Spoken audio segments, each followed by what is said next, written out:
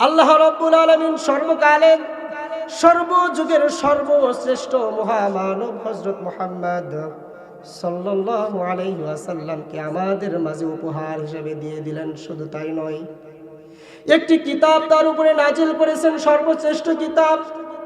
আমরা সর্বশ্রেষ্ঠ নবী পাইলাম, সর্বশ্রেষ্ঠ কিতাব পাইলাম। এমনকি আল্লাহ তাআলা মানুষকে সর্বশ্রেষ্ঠ জীব হিসেবে ঘোষণা দিয়েছেন। বলেন সুবহানাল্লাহ। আমরা নিজেরা সর্বশ্রেষ্ঠ, নবী পাইলাম সর্বশ্রেষ্ঠ, কোরআন পাইলাম সর্বশ্রেষ্ঠ। এখন আপনারা জমিনের মধ্যে চারদিকে তাকায়া দেখেন, এই সর্বশ্রেষ্ঠ মানুষগুলোই সবচেয়ে নিকৃষ্ট কাজ করে। কথা বলেন ঠিক কিনা? সম্মানিত ভাইরা আমার, এই আয়াতের তাফসীর যখন আমি পড়তে শুরু করে দিলাম, পেয়ে গেলাম এই তাফসীরের মধ্যে সমস্ত কথা যেন আল্লাহ তাআলা এই আয়াতের মধ্যে দিয়ে দিয়েছেন। আজকে আপনাদের উপস্থিতি দেখে বুঝতে পারলাম আয়াতটা আপনাদের জন্যই আল্লাহ নাজিল করে দিয়েছেন। কি আছে এর মধ্যে? আল্লাহর রাসূল সাল্লাল্লাহু আলাইহি ওয়াসাল্লাম এর কাছে গিয়ে বললাম, ইয়া রাসূলুল্লাহ, মানুষের উপস্থিতি কম, কোরআনের কথা মানুষ শোনে না, কেমনে দাওয়াত দিব মানুষগুলোকে? আল্লাহর নবী হাদিসের মাধ্যম দিয়ে আমাদেরকে জানায়া দিলেন, বুনিয়াল ইসলামু আলা খামসিন আসহুমি শাহাদা আল্লাহ ইলাহা ইল্লাল্লাহু ওয়া আন্না মুহাম্মাদার রাসূলুল্লাহ সাল্লাল্লাহু আলাইহি ওয়াসাল্লাম وإقام الصلاة وإيتاء الزكاة والحج والصوم رمضان মুত্তাফাকুন আলাইহি। আল্লাহর নবী সুন্দর করে জানায়া দিলেন ইসলামের স্তম্ভ হলো পাঁচটি। আওয়াজ দিয়ে বলেন, স্তম্ভ কয়টি? পাঁচটি স্তম্ভ আল্লাহর নবী জানায়া দিয়ে দিলেন। কি সেগুলো? এক নাম্বার হলো আপনাকে অবশ্যই কালেমা পড়ে মুসলমান হওয়া লাগবে। এখন আমরা যারা এখানে এসেছি এবং বসেছি, আওয়াজ দিয়ে বলেন তো, আমরা কি কালেমা পড়ে মুসলমান নাকি ওয়ারিসানা সূত্রে মুসলমান? কালেমা পড়ে মুসলমান যদি আমরা হইতাম, তাহলে এই প্যান্ডেলটা কানায় কানায় ভর্তি হয়ে যেত। আমরা হয়েছি ওয়ারিসানা সূত্রে মুসলমান। কথা বলেন ঠিক কিনা? দাদাই ছিল মুসলমান, সেই সূত্রে বাবা মুসলমান, একই সূত্রে আমি নিজেও মুসলমান হয়ে গিয়েছি। কিন্তু একটা বারও বুঝলাম না, এই কালিমা হলো বিপ্লবী কালিমা, ভিক্ষার কালিমা নয়। এই কালিমা পরে যদি আমি মুসলমান হইতাম, তাহলে সর্বপ্রথম মাহফিলের ময়দানে আমি এসে বসে থাকতাম। কথা বলেন ঠিক কিনা? তাহলে স্তম্ভ এক নাম্বার হলো কালিমা। দুই নাম্বার হলো অবশ্যই আপনাকে নামাজ আদায় করা লাগবে। তাহলে আপনি ঈমান আনলেন, এরপরে স্তম্ভ নামাজ পড়া লাগবে। তিন নাম্বার হলো আপনাকে যাকাত প্রদান করা লাগবে। চার নাম্বার আপনাকে রোজা রাখা লাগবে। পাঁচ নাম্বার আপনাকে হজ করা লাগবে। আমি বলে দেই, রোজা রাখা সহজ কাজ। একটুখানি যদি আপনি কষ্ট করেন, এক ওয়াক্ত যদি না খেয়ে থাকেন, আপনার রোজা আদায় হয়ে যাবে। আপনার কাছে যদি টাকা থাকে, আপনি মক্কা নগরীতে সফর দিতে পারবেন, হজ হয়ে যাবে। আপনার কাছে যদি টাকা থাকে, আপনি যাকাত দিতে পারবেন, দান সাদকা করতে পারবেন। আবার যদি আপনি মন থেকে চেষ্টা করেন, নামাজও পড়তে পারবেন, কোনো অসুবিধা নাই। কিন্তু ঝামেলা হলো একটি জায়গায়, সেটা হলো লা ইলাহা ইল্লাল্লাহু মুহাম্মাদুর রাসূলুল্লাহ সাল্লাল্লাহু। আল্লাহর নবীর উপরে যখন আল্লাহ রাব্বুল আলামিন জিবরাইল আলাইহিস সালাতু ওয়াস সালামের মাধ্যম দিয়ে পবিত্র কোরআনটা নাজিল করা শুরু করে দিয়ে দিলেন, সুন্দর করে গারে হেরা গুহার মধ্যে আল্লাহর নবীর উপরে কোরআনটা নাজিল করে দিয়ে প্রথম আয়াত আমার আল্লাহ তাআলা নাজিল করে দিলেন, ইকরা বিসমি রাব্বিকাল্লাযী খালাক। আল্লাহু আকবার বলেন। আল্লাহ রাব্বুল আলামিন কোরআন নাজিলের শুরুতে নামাজের আয়াত দেয় নাই, রোজার আয়াত দেয় নাই, হজের আয়াত দেয় নাই। সর্বপ্রথম দিয়েছেন ইকরা, পড়ো পড়ো পড়ো। সর্বপ্রথম আল্লাহ রাব্বুল আলামিন পড়ার কথা বললেন। কি পড়তে বলেছেন? আপনাকে কোরআন শিখতে হবে, কোরআন জানতে হবে, কোরআন বুঝতে হবে, সেই অনুযায়ী আবার নিজের জীবনটাকে পরিচালিত করা লাগবে। পিছনে যারা কথা বলতেছো বাবারা, কি হয়েছে তোমাদের? এই যুবকেরা, এমন বদদোয়া করব, বিয়ে কিন্তু হবে না রে। সামনে চলে আসো। সম্মানিত ভাইয়েরা আমার, হৃদয়ের কানটা লাগায় দেন। সরাসরি কোরআন থেকে তাফসীর করছি আমি। আল্লাহ রাব্বুল আলামিন সর্বপ্রথম কোরআনটাকে নাজিল করে দিয়ে জানায়া দিলেন, তোমরা পড়ো তোমার ওই রবের নামে যিনি তোমাকে সৃষ্টি করেছেন। আমরা যারা এখানে এসেছি এবং বসেছি, আওয়াজ দিয়ে বলেন তো আমাদের রবকে। সম্মানিত ভাইয়েরা আমার, আমরা কালেমা পড়লে যত ঝামেলা, কালেমা না পড়লে কোনো অসুবিধা নাই। আল্লাহর নবীর উপরে কোরআন নাজিল হয়ে গেল। রব্বুল আলামিন দায়িত্ব দিয়ে দিলেন, কালেমার দাওয়াত দাও, তাওহীদের দাওয়াত দাও, রিসালাতের দাওয়াত দাও, আর এই কোরআনের প্রত্যেকটা আইন মানুষের মাঝে সুন্দর করে পৌঁছাইয়া দাও। এক নাম্বার জানাইয়া দিলেন, তোমরা কালিমার দাওয়াত দাও। আল্লাহর নবী সাল্লাল্লাহু আলাইহি ওয়াসাল্লাম মক্কা নগরীতে, মক্কার রাস্তায় বেরিয়ে মানুষগুলোকে সুন্দর করে ডেকে বলেন, ইয়া আইয়ুহান নাস কুলু লা ইলাহা ইল্লাল্লাহ, হে মানব সকল তোমরা পড়ো আল্লাহ ছাড়া কোনো মাবুদ নাই। লোকেরা সঙ্গে সঙ্গে বলে দিলেন, আব্দুল্লাহর পুত্র মুহাম্মদ নিজের বাপ দাদার ধর্মের মুখে চুন কালিমা খায়া নতুন ধর্মের দাওয়াত দেয়, মুহাম্মদ পাগল হয়ে গেছে। এখন যদি ঈমান থেকে থাকে আওয়াজ দিয়ে বলেন তো, আমার নবী কি কখনো কোনোদিন পাগল ছিল? আমার নবী পাগল ছিলেন না। শুধু তাই নয়, তারা বিশ্ব নবী সাল্লাল্লাহু আলাইহি ওয়াসাল্লামের চরিত্রের মধ্যে দাগ দিয়ে দিলেন। চরিত্রহীন বলে তারা তাকে গালি দিয়ে দিলেন। আল্লাহ তাআলা কোরআনের মধ্যে নাজিল করে দিলেন, ইন্নাকা লাআলা খুলুকিন আযীম।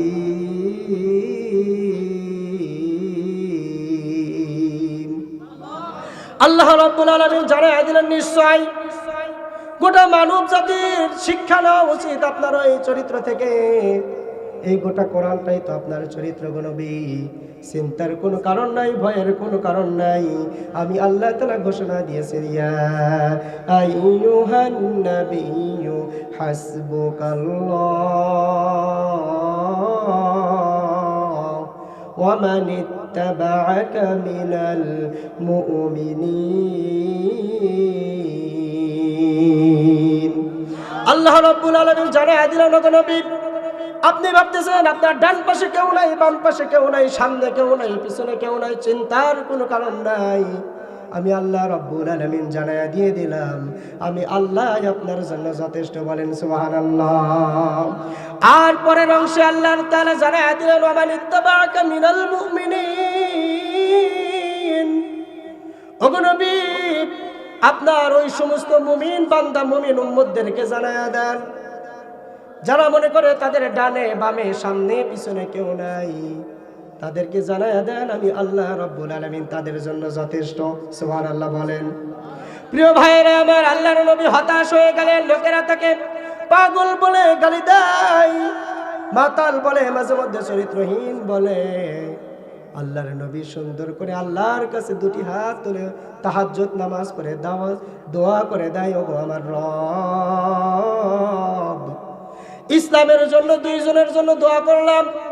হয়তো আবু জাহাল ইবনে হিশামকে কবুল করো, নয়তো ওমর ইবনুল খাত্তাবকে তুমি কবুল করো। আমার আল্লাহ রাব্বুল আলামিনের কাছে আমার রাসূল করিম সাল্লাল্লাহু আলাইহি সাল্লাম তাহাজ্জুদের নামাজ পড়ে দোয়া করে। অন্যদিকে আবু জাহেল দারুন নাদোয়ার বৈঠকে বসে সিদ্ধান্ত নেয় আব্দুল্লাহর পুত্র মুহাম্মাদের কল্লাটাকে আলাদা করে ফেলবে। হৃদয়ের কানটা লাগায়া দেন। প্রিয় ভাইরা আমার, আল্লাহর নবী তাদের জন্য দোয়া করে, আর তারা আল্লাহর নবীর মাথা আনার জন্য চিন্তা করে।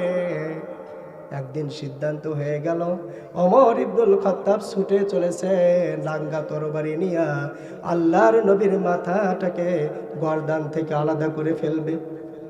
যখন নাঙ্গা তরবারি নিয়ে দৌড় দেয়, মাঝখানের একজন ব্যক্তির সাথে দেখা হয়ে গেল। সুন্দর করে ডাক দিলেন, ওমর তুমি নাঙ্গা তরবারি নিয়ে কোথায় চলছ?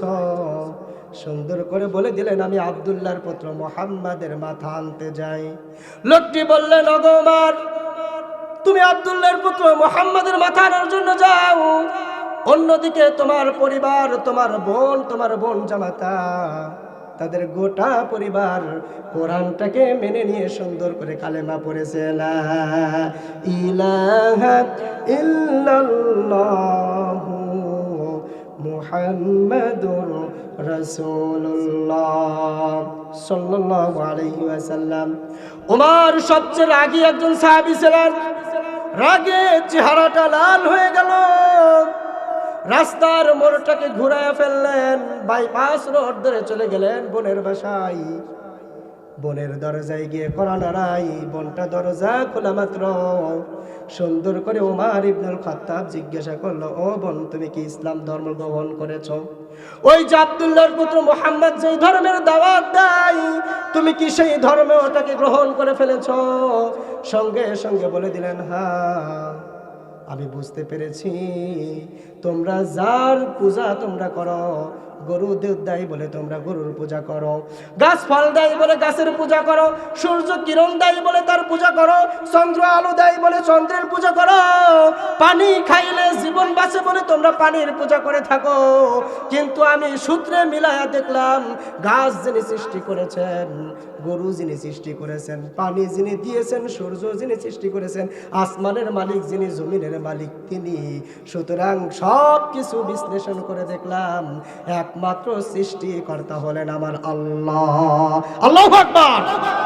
সম্মানিত ভাইয়েরা, আমার এই কথা বলা মাত্র ওমর ইবনুল খাত্তাব রাগে ফায়ার হয়ে গেলেন। বোনের উপরে টর্চার করা শুরু করলেন, বোন জামাতার উপরে আঘাত করা শুরু করলেন।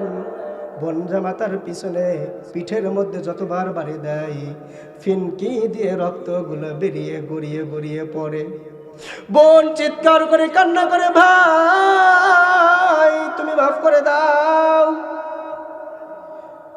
সঙ্গে সঙ্গে ওমর ইবনুল খাত্তাব বলে, ছেড়ে দিতে রাজি আছি, যদি তুমি ইসলাম ধর্মটাকে বাদ দাও আমিও তোমাদেরকে ছেড়ে দিব।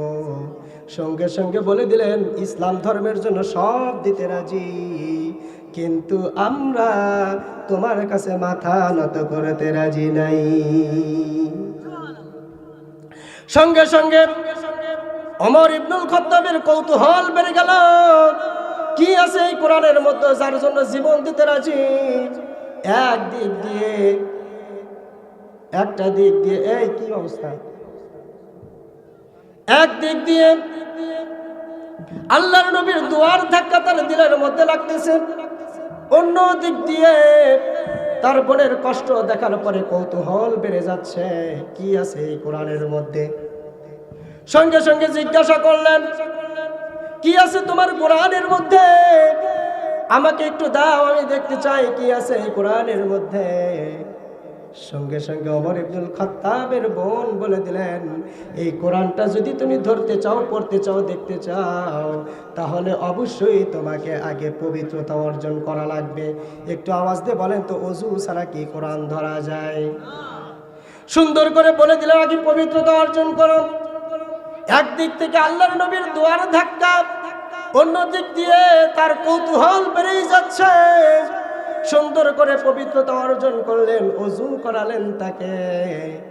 ওযুটা করার পরে চামড়ার মধ্যে লেখা একটি কোরআন হযরত ওমর ইবনুল খাত্তাব রাদিয়াল্লাহু তাআলা আনহুর হাতে ধরিয়ে দিলেন তার বোন।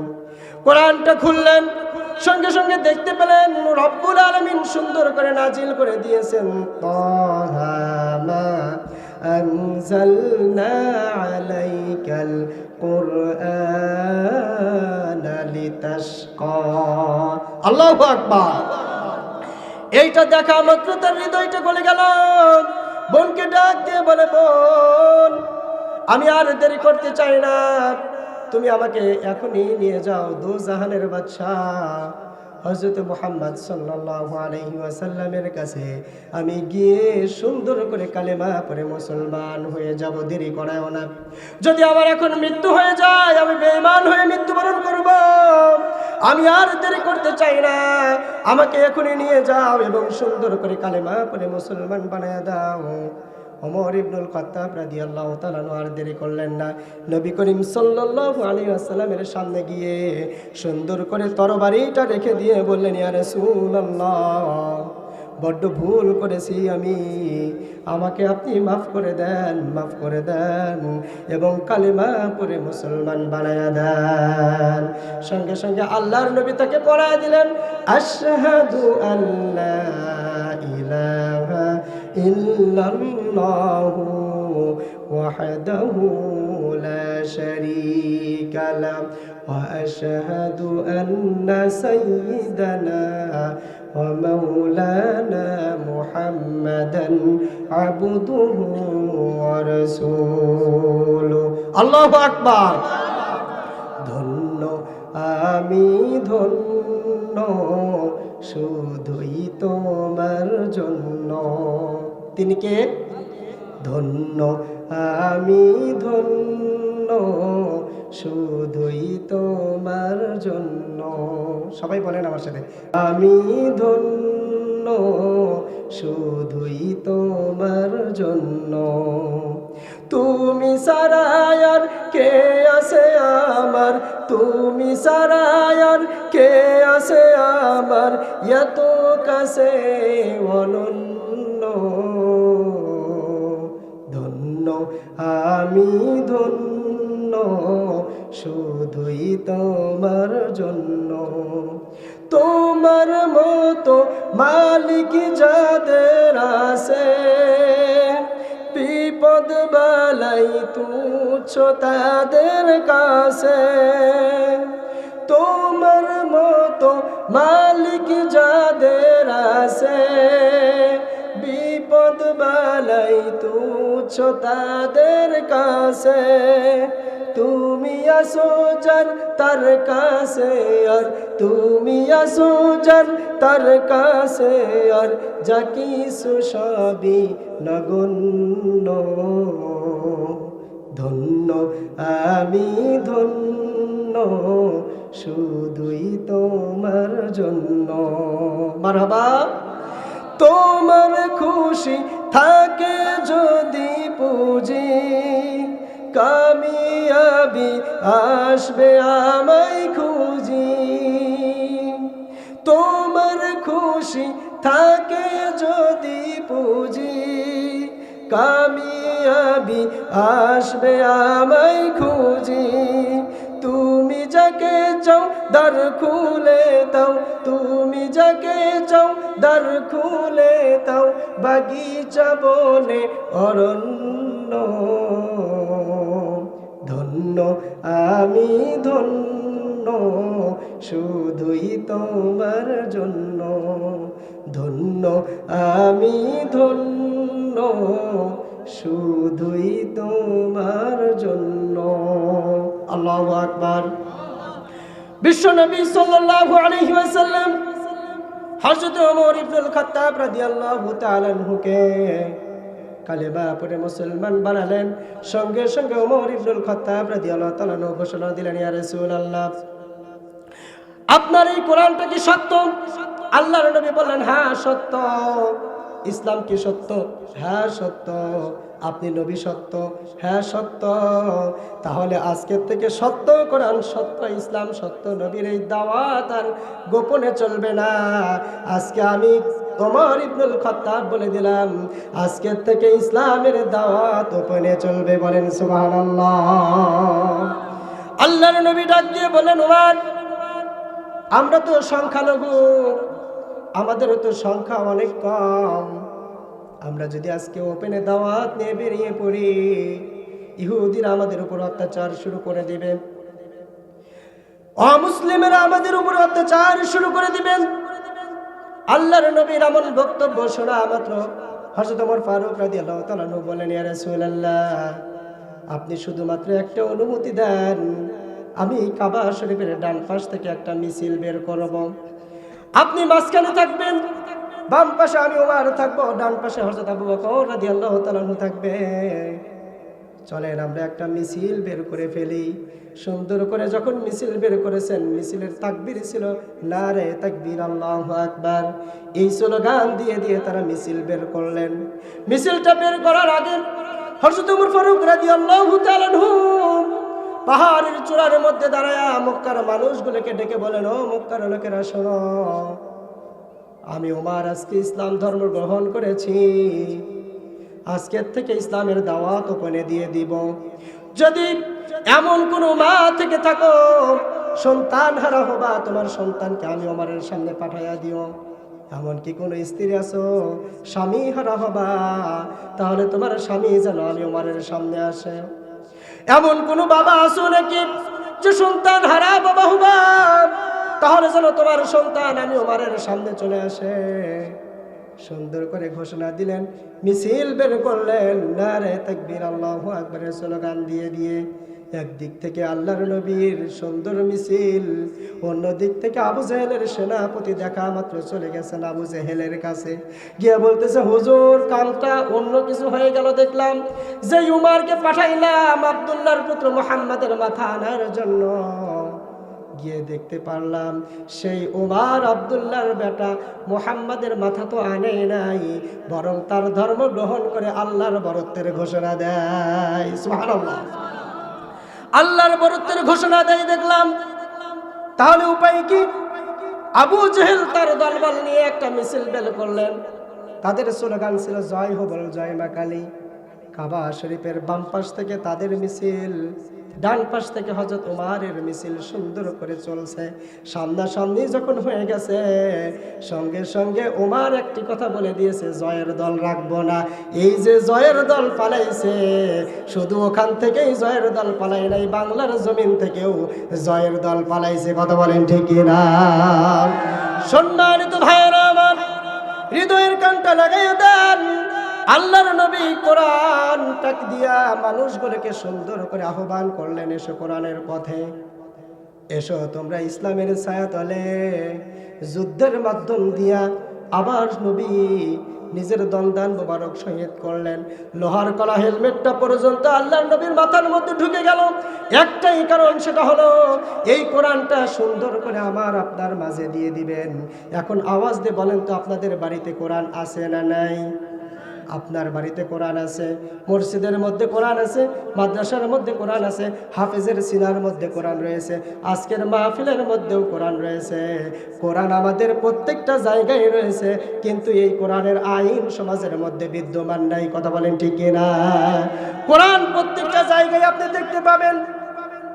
এত সুন্দর করে কোরআনটাকে এত উঁচুতে রেখেছে, নামানোর কথা পর্যন্ত মনে থাকে না। যতদিন পর্যন্ত ওই তাকের থেকে কোরআনটাকে নামিয়ে মুছে পরিষ্কার করে চুমু দিয়ে খোলার পরে আইনগুলো দেখবেন, দেখার পরে যখন আপনার এই কোরআনটাকে পড়ার পরে ঘর থেকে কর্মস্থল পর্যন্ত নিতে পারবেন, সেদিন থেকে এই সমাজটা একটি সুন্দর সুরভিত সমাজে পরিবর্তন হয়ে যাবে। কথা বলেন ঠিক না? আমরা কোরআন তেলাওয়াত করি, ফজরের নামাজের পরে সুন্দর করে ইয়াসিন তেলাওয়াত করি, মাগরিবের নামাজের পরে সূরা ওয়াকিয়া তেলাওয়াত করি, কিন্তু এমন এমন আয়াত আছে যেগুলো দিয়ে সমাজ চলবে, রাষ্ট্র চলবে, ওই সমস্ত আয়াতগুলো বাদ দিয়ে আমরা পড়া শুরু করেছি। কথা বলেন ঠিক না? সম্মানিত ভাইরা আমার, মসজিদের মাহফিল দিয়েছেন, মসজিদটাকে উন্নতি করবেন। আমি আপনাদের মাঝে একটি ঝালাই দিতে চাই, সেটা হলো মসজিদটাকে উন্নতি করার আগে আপনারা মুসল্লিদেরকে উন্নতি করেন। আল্লাহর নবী সাল্লাল্লাহু আলাইহি ওয়াসাল্লাম আজ থেকে 1400 বছর আগে একটি হাদিসের মাধ্যম দিয়ে জানিয়ে দিয়েছেন, ইউশিকু আইয়াতি আলা জামানুন, তোমাদের মাঝে অতি শীঘ্রই এমন এক জামানা আসতেছে, লা ইয়াবকা মিনাল ইসলামি ইল্লা ইসমুহু, যেই জামানায় ইসলাম থাকবে শুধুমাত্র মুখে, নামি আর মুখে ইসলাম থাকবে, অন্তরে মানুষের ইসলাম পাওয়া যাবে না। ওয়ালা ইয়াবকা মিনাল কুরআনি ইল্লা রুসমুহু, প্রত্যেকটা জায়গায় তোমরা কোরআন দেখতে পাবা, কিন্তু এই কোরআনের আইন সমাজের মধ্যে বিদ্যমান থাকবে না। সেই সময়টা আসতে মনে হয় এখনো পর্যন্ত 100 বছর বাকি। চলে এসেছে। আল্লাহর নবী সুন্দর করে বলে দিলেন মাসাজিদুহুম আমিরাতুন ওয়া হিয়া খারাবুম মিনাল হুদা। মসজিদগুলো অনেক সুন্দর হবে, সজ্জিত হবে, কিন্তু মসজিদের মধ্যে হেদায়েতের মার্কাজ থাকবে না। আবার আল্লাহর নবী সুন্দর করে জানিয়ে দিলেন এমন এক জামানা আসবে যেই জামানায় এই কথাটা বললে আমাদের নিজেদের গায়ে লেগে যায়, তারপরে আমাকে বলতে হবে। এমন কিছু আলেম ওলামা বের হবে যারা সমাজের মধ্যে ফিতনা ছড়াবে। কথা বলেন ঠিক কি না? এরকম আলেম ওলামা আছে না নাই? সেই জামানা আসতে মনে হয় এখনো 50 বছর বাকি। সেই জামানা চলে এসেছে প্রিয় ভাইরা। ঈমানকে যদি টিকায় রাখতে হয় তাহলে সর্বপ্রথম কাজ হলো তাওবা করে আমাদেরকে মসজিদের মধ্যে যা বললাম ওইটা জমিনের মধ্যে করার চেষ্টা করা লাগবে। আপনি মসজিদের মধ্যে দাঁড়ায়া কানে ধরলেন, আল্লাহু আকবার বলে কান ধরে নিয়াত করলেন, সূরা ফাতিহা তেলাওয়াত করে সুন্দর করে বললেন আলহামদুলিল্লাহি রাব্বিল আলামিন, সমস্ত প্রশংসা ও গৌরব তোমার জন্য। আবার বললেন আর রহমানির রহিম, এরপরে বললেন মালিক ইয়াউমিদ্দিন, তুমি বিচার দিবসের মালিক। তারপরে আয়াতে সুন্দর করে বললেন ইয়াকা না'বুদু ওয়া ইয়াকা নাস্তাঈন। সুন্দর করে এই আয়াত তেলাওয়াত করে আল্লাহকে বললেন আল্লাহ আমরা তোমার ইবাদত করি এবং তোমার কাছে সাহায্য চাই। এই কথা বললেন মসজিদের মধ্যে। মসজিদ থেকে বের হওয়ার পরে আপনি স্লোগান দিলেন, কোন বাপের বেটা আসো আমার সামনে আসো। কথা বলেন। এইরকম করতে করতে আজকে মসজিদের উন্নতি ঠিকই হবে, কিন্তু মুসল্লিদের মধ্যে উন্নতি হবে না। আমি আপনাদেরকে একটি হাদিস শোনায় দিতে চাই প্রিয় ভাইয়েরা, হৃদয়ের কানটা লাগায়া দিবেন। আল্লাহর নবীর একজন সাহাবী, কর্মকার সাহাবী ছিলেন। কর্মকার কাকে বলে? কামার, যারা হলো স্বর্ণের কাজ করে, ঠিক আছে, কয়লা দিয়ে। কর্মকার সাহাবী হযরতে খুবাইব রাদিয়াল্লাহু তাআলা আনহু বিশ্ব নবী সাল্লাল্লাহু আলাইহি সাল্লামের সামনে গিয়ে সোজা হয়ে দাঁড়াতে পারতেছে না, কুজু হয়ে গেছে। যুবক সাহাবী, আল্লাহর নবী ডাক দিয়ে বলেন, ওই সাহাবী, যুবক মানুষ তুমি কেন তুমি সোজা হয়ে দাঁড়াতে পারো না? আল্লাহর নবীর সাহাবী জানায় দিলেন, ইয়া রাসূলুল্লাহ, আমি আপনার এই কোরআনটাকে আর কালেমাটাকে মেনে নেওয়ার কারণে আবু জেহেলের দলের লোকেরা আমার দোকানের মধ্যে যেই কয়লা ছিল সেই কয়লাগুলোকে সুন্দর করে তারা জমিনের মধ্যে বিছায়া দিল। কয়লার মধ্যে যতবার বাতাস দেওয়া যায় আগুন তত দাও দাও করে জ্বলে। ওগো নবী, আমাকে সুন্দর করে ওই কয়লার উপরে তারা শোয়ায়া দিল। দুটি হাত বেঁধে ফেললো, দুটি পা আমার বেঁধে ফেললো। তারা কয়লার মধ্যে আগুনটা লাগায়া যত জোরে জোরে বাতাস দেয় ওই আগুনের লালিহান শিখা আমার পিঠের মধ্যে লেগে যায় গো নবী। আমি হাউমাউ করে চিৎকার করে কান্না করে, ছেড়ে দাও। তাদের একটাই বক্তব্য, তারা শুধু বলে দেয়, যদি তুমি ইসলাম ধর্ম ছেড়ে দাও তাহলে আমি তোমাদেরকে ছেড়ে দেব, তোমাকে ছেড়ে দিব। ওগো নবী, আমি ইসলাম ধর্ম ছাড়ি নাই। দেখতে পাইলাম আমার চামড়াটা পুরে রক্ত বেরিয়ে গেল যখন মাংসের মধ্যে আগুনটা লেগে গেছে। আমার মাংসের তেলগুলো যখন লেগে গেল ওই কয়লার সঙ্গে, আগুনটা আরো দাও দাও করে জ্বলে উঠলো গো নবী। সেই আগুনটা আমার যখন হাড়ে লেগে গেছে, হাড়টা আমার বাঁকা হয়ে গেছে, আমি আর সোজা হয়ে দাঁড়াইতে পারি না। ইয়া রাসূলুল্লাহ, এইভাবে তো আমাদের কত সাহাবীরা জীবন দিয়ে দিল। ওগো নবী, আল্লাহর সাহায্য কি আমাদের উপরে আসবে না? আল্লাহর নবী সুন্দর করে জানায় দিলেন, মাতা নাসরুল্লাহ,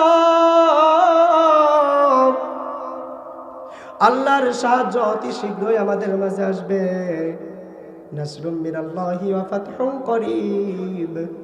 একটু ধৈর্য ধরো আর আল্লাহর কাছে সাহায্য চাও, খুব দ্রুত আল্লাহ আমাদের উপরে সাহায্য করবেন। ধৈর্য ধারণ করো। আল্লাহর নবী সাহাবীদেরকে সান্ত্বনা দিতেন। বিশ্ব নবী সাল্লাল্লাহু আলাইহি সাল্লাম সহ সাহাবীদের উপরে তারা অত্যন্ত নির্যাতন করেছেন। আল্লাহর কাছে আল্লাহর রাসূল সাল্লাল্লাহু আলাইহি ওয়াসাল্লাম বললেন, ইয়া আল্লাহ, ওগো আমার রব, এই যে আমার সাহাবীরা জীবন দিয়ে দিয়ে ইসলামের জন্য জীবন দিচ্ছে, এর কি একদিন অবসান ঘটবে না? আল্লাহ তাআলা সুন্দর করে উদাহরণের মাধ্যম দিয়ে জানায় দিলেন, আমি আপনাদেরকে বলে দিতে চাই, এই যে আপনারা মসজিদের জন্য বিল্ডিং করেছেন, সর্বপ্রথম 1 নাম্বার ইট দিয়েছেন নাকি 3 নাম্বার ইট দিয়েছেন? যদি আপনার সর্বপ্রথম 1 নাম্বার ইট দেন তাহলে আপনার বিল্ডিংটা মজবুত হবে, আর যদি আপনি সর্বপ্রথম 3 নাম্বার ইট দেন আপনার বিল্ডিং টিকবে না, ভূমিকম্প হইলে ভেঙে যাবে। এজন্য আল্লাহ তাআলা জানায় দিলেন, ওগো নবী, আমি তোমার এমন সাহাবীদের জীবন নিয়েছি যারা ইসলামের জন্য সর্ব অবস্থায় জীবন দেওয়ার জন্য প্রস্তুত। তারা হলো 1 নাম্বার ইট, আর ইসলাম নামক বিল্ডিংটা নির্মাণ করার জন্য 1 নাম্বার ইটগুলো দিয়ে ইসলাম নামক বিল্ডিংটাকে আমি মজবুত করে নিলাম। বলেন সুবহানাল্লাহ। আর কত রক্ত ঝরবে, আর কত মানুষ মরবে, কখনো কি আর সোনালি জামানা ওমরের যুগ ফিরে আসবে, শান্তির দিন ফিরে আসবে, আর কত হাদি মরবে, আর কত সাইদ মরবে, কখনো কি আর সোনালি জামানা ওমরের যুগ ফিরে আসবে, শান্তির দিন ফিরে আসবে। কেন এত বিধবা হলো যে নারী, কি পাপে মায়ের বুক হলো যে খালি, না জানি কত কাল স্বজন হারানো জন, নির্বাক জবানে কাঁদবে ওরা, নির্বাক জবানে কাঁদবে, আর কত রক্ত ঝরবে, আর কত হাদি মরবে। কথা বলেন ঠিক কিনা? বাংলাদেশে হাদি, উসমান হাদি, বাংলাদেশে আবু সাইদ, বাংলাদেশের সাব্বির, শহীদ মুগ্ধ, এরা জীবন দিয়ে দিয়ে রক্ত দিয়ে দিয়ে এই জমিনটাকে রক্তাক্ত করে ফেলেছে। কথা বলেন ঠিক কিনা? আমি আপনাদের মাঝে কোরআন থেকে দীর্ঘক্ষণ কথা বলেছি, আর কিছু কথা বলে আমি ইতি টানার চেষ্টা করবো ইনশাল্লাহ। একটি কথা মনে রাখবেন, দেখেন শহীদ হয়েছে আবু সাইদ, শহীদ হয়েছে হাদি, শহীদ হয়েছে মুগ্ধ, শহীদ হলো সাব্বির, এরা শহীদ হয়েছে, বীরত্বের প্রমাণ দিয়েছে, একটা নীতি বা নিষ্ঠাবান সন্তানের পরিচয় দিয়েছে। কথা বলেন ঠিক কিনা? আজকে আমরা দেখি অনেক বাড়িতে সন্তানেরা নেশাগ্রস্ত হয়, আছে না নাই? একটা সন্তান মাদকাসক্ত হওয়ার কারণে গোটা পরিবার নিঃশেষ হয়ে যায়। একটা পরিবারের একটা সন্তান যদি নেশাগ্রস্ত হয়, মাদকাসক্তি হয়, একটা সন্তানের কারণে দেখবেন গোটা পরিবার নিঃশেষ হয়ে গিয়েছে। বাবা মা পথে বসে যায়, সন্তানেরা বুঝতে পারেন। আমি আপনাদের কাছে এসে কোরআন থেকে কথা বলে একটা জিনিস বুঝাইতে চাই, সেটা হলো আপনারা চেষ্টা করবেন আপনার সন্তানকে ইসলামিক শিক্ষা দেওয়ার জন্য। আপনি আপনার সন্তানকে ব্যারিস্টার বানান, আমার কোনো আপত্তি নাই।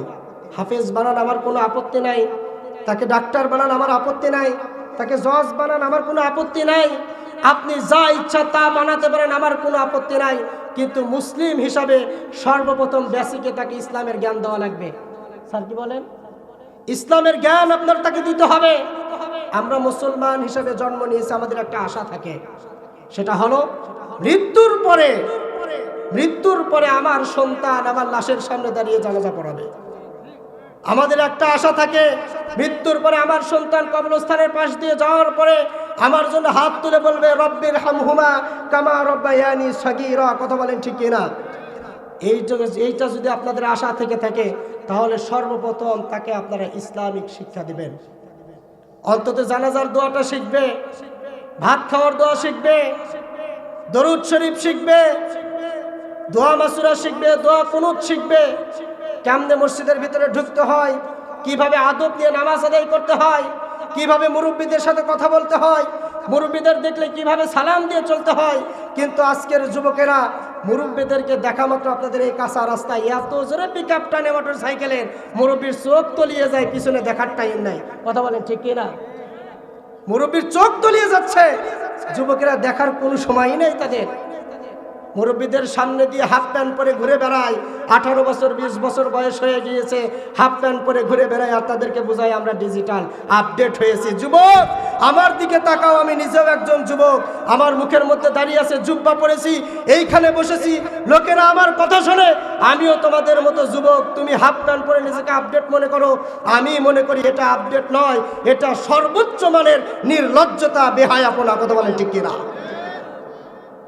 এমন সন্তান আপনি গঠন করেন যেই সন্তান আপনার জানাজার জন্য প্রস্তুত, যেই সন্তান ময়দানে কথা বলার জন্য প্রস্তুত, যেই সন্তান বীরত্বের মতো স্লোগান দিতে প্রস্তুত। সম্মানিত ভাইয়েরা আমার, আমি আপনাদেরকে একটি কথা বলতে চাই, আমার নিজের জীবনের কথা। গত 1.5 বছর আগে আমার আব্বা মারা গেলেন। আমার আব্বার লাশের সামনে যখন আমি দাঁড়ানো মাত্র যখন আমি প্রথম তাকবীর জানাজার দিয়েছি, দেওয়া মাত্র আমার মনে পড়ে গেছে আমার আব্বার সাথে কেমনে আমি আমার সময়গুলো কাটিয়েছি, আমার আব্বা আমাকে কিভাবে আমার আবদারগুলো মিটিয়েছে। দ্বিতীয় তাকবীর দিয়েছি, আমার আব্বা আমার কোনো চাহিদা পূরণ অপূর্ণ রাখে নাই, আমি এইটা মনে করে আমার হৃদয়টা খণ্ড বিখণ্ড হয়ে যাচ্ছে। তৃতীয় তাকবীর দিলাম, তার সাথে সমস্ত কথা আমার মনে পড়ে গেল। চতুর্থ তাকবীর যখন দিয়েছি, একটাবার মনে হলো আমরা শুধু বাবার কাছ থেকে নিতে জানি, কখনো বাবাকে বলার সুযোগ হয় নাই, আব্বু তুমি কেমন আছো, তুমি খেয়েছো কিনা, মা তুমি কেমন আছো, তুমি খেয়েছো কিনা। আব্বুকে বলতে পারি নাই, আম্মুকে বলতে পারি নাই। আজকে আপনারা ভাড়া করা ইমাম দিয়ে আমাদের জানাজা পড়ানোর জন্য ইমামকে ভাড়া করে নিয়ে আসি। ইমাম সাহেব আমাকে যদি বলেন যে আপনি আমার জানাজা পড়ে দেন, আপনার লাশের সামনে দাঁড়িয়ে আমার কখনোই হৃদয়টা কাটবে না। কিন্তু আপনার সন্তান যদি আপনার জানাজা পড়ানোর জন্য আপনার লাশের সামনে দাঁড়ায়, তখন আপনার সন্তানের হৃদয় খণ্ড বিখণ্ড হয়ে যাবে, চোখ বেয়ে বেয়ে পানিগুলো পড়বে। আর আল্লাহ তাআলা ওই সময় জানায় দেয়, বান্দারে তুমি আর কেঁদো না, তুমি আর কেঁদো না, তোমার চোখের পানি নাকের ডগা বেয়ে জমিনে পড়ার আগেই তোমার বাবা মাকে আমি জান্নাতি বলে ঘোষণা দিয়ে দিলাম। বলেন সুবহানাল্লাহ। ও আল্লাহর বান্দারা, কতজনের মা চলে গেল, কতজনের বাবা দুনিয়ার থেকে চলে গেছে।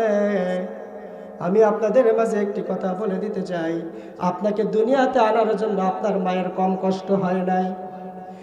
আপনার মা যখন গর্ভধারণ করলো, আপনি আস্তে আস্তে বড় হওয়া শুরু করলেন মায়ের পেটের মধ্যে। সর্বপ্রথম 1 ফোঁটা নাপাক পানির থেকে আপনাকে সুন্দর করে একটি মাংসের টুকরা করে দেওয়া হলো। সেখান থেকে টিকটিকির মতো একটা দেহ আপনার গঠন হয়ে গেল। আস্তে আস্তে আপনি বড় হওয়া শুরু করলেন, পেটের মধ্যে নাড়াচাড়া শুরু হয়ে গেল। আপনার মার পেটের মধ্যে যখন আপনার বয়স 6 মাস হয়ে যায়, আপনি লাথি মারা শুরু করে দেন। আপনার মা খাইতে পারে না, ঘুমাইতে পারে না।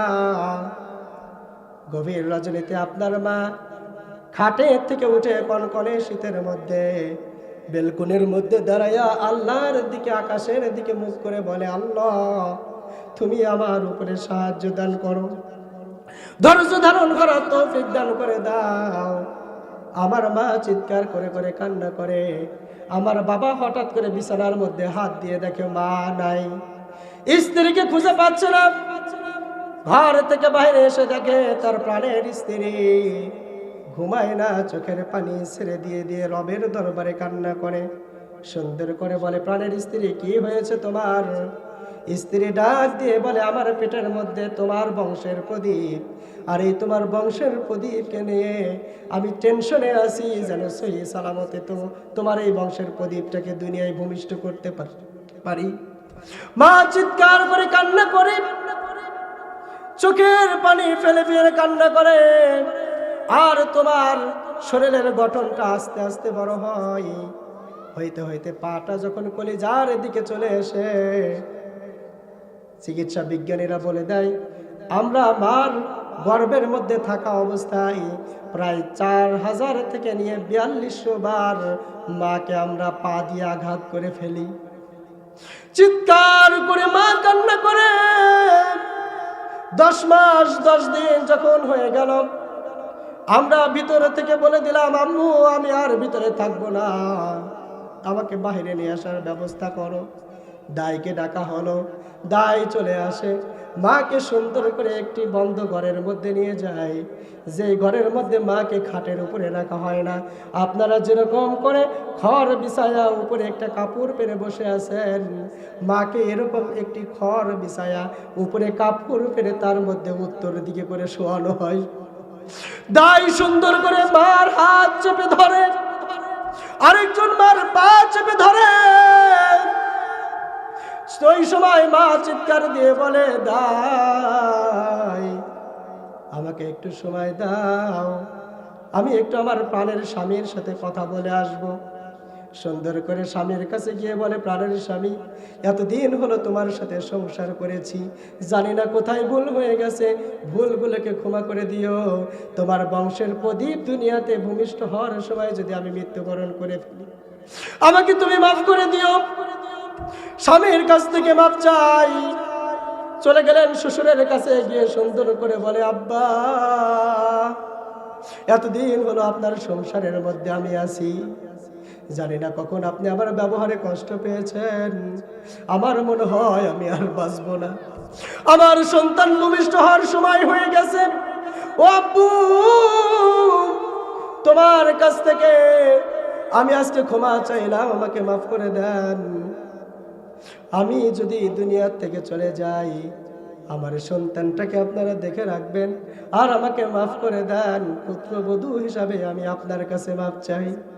চলে গিয়েছেন শাশুড়ির কাছে, সুন্দর করে বললেন, মা, আপনিও তো একজন মেয়ে মানুষ, আপনারও তো সন্তান হয়েছে, কষ্ট যাতনা আপনি বুঝেন। আজকে আমার সন্তান ভূমিষ্ঠ হওয়ার সময় হয়ে গেছে, আমি আপনাকে সুন্দর করে বলে দিলাম, আপনি আমাকে মাফ করে দেন গো মা। স্বামীর কাছ থেকে মাপ চেয়ে নিলেন, শ্বশুরের কাছ থেকে মাপ চেয়ে নিলেন, শাশুড়ির কাছ থেকে মাপ চেয়ে নিলেন। এরপরে সুন্দর করে উপর থেকে পানি ফেলে দিলে নিচের দিকে যেভাবে গড়িয়ে পড়ে, আপনি মার কলিজার মধ্যে এত জোরে জোরে 3টা লাথি মারার পরে মার ওই জায়গা দিয়ে এমন ভাবে রক্ত বের হয় যেন উঁচু জায়গা থেকে নিচের দিকে গড়িয়ে গড়িয়ে রক্তগুলো পড়ছে। ফিনকি দিয়ে রক্ত বের হয়, 3 থেকে 4 লিটার রক্ত গড়িয়ে বেরিয়ে পড়ে। সেই রক্তের প্রবাহের মাধ্যম দিয়ে আপনি দুনিয়াতে আসলেন, কথা বলতে পারেন না, আপনি খাইতে পারেন না, আপনার ক্ষুধা লাগলে আপনি কান্না করেন, প্রস্রাব করে ফেললে আপনি কান্না করে ফেলেন, কথা বলতে পারেন না, আপনার ঘুমের দরকার হলে আপনি কেঁদে ফেলেন। আপনার সব কিছু আপনার মা বুঝে। দুনিয়াতে ভূমিষ্ঠ হওয়ার সঙ্গে সঙ্গে আপনার মা অজ্ঞান হয়ে পড়ে রয়েছে। যখন এমন একটি সময়, যে সময় তিনি অজ্ঞান হয়, ওইটাকে জ্ঞান ফেরানোর জন্য কোনো ওষুধ আজও পর্যন্ত তৈরি হয় নাই। যখন ওই সন্তানটা উম্মা বলে চিৎকার করে ওঠে, সঙ্গে সঙ্গে মার জ্ঞান ফিরে যায়। মা সুন্দর করে হাত বাড়াইয়া দেয়া বলে, আমার কলিজার ধন, কলিজার টুকরাটারে আমার বুকের মধ্যে দাও।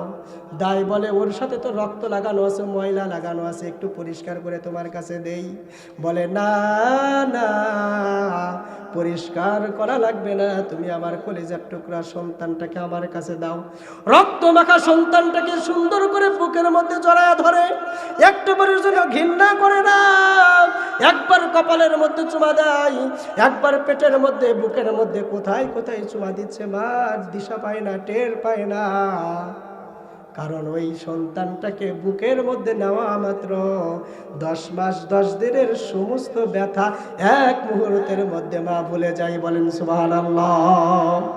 আল্লাহ তাআলা, তুমি তাকায়া দেখো, আমার কোন ভাইদের মা নাই, বাবা নাই। আপনারা যারা এখানে বসে আছেন, আপনাদের মা বাবার জন্য আমি দোয়া করব। আপনাদের মসজিদটা করতে বা এই মাহফিল করতে অনেক খরচ হয়ে গেছে।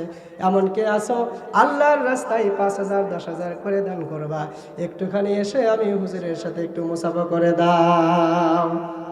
কে আছেন? 5,000 টাকা, 10,000 টাকা, 15,000, 20,000, যে যা পারেন আল্লাহর রাস্তায় দিয়ে যাবেন। আল্লাহ তাআলা আপনাকে এরকম করে একটা মসজিদ তৈরি করবেন, আল্লাহ জান্নাতের মধ্যে আপনার জন্য একটা ঘর তৈরি করে দিবেন। বলেন সুবহানাল্লাহ।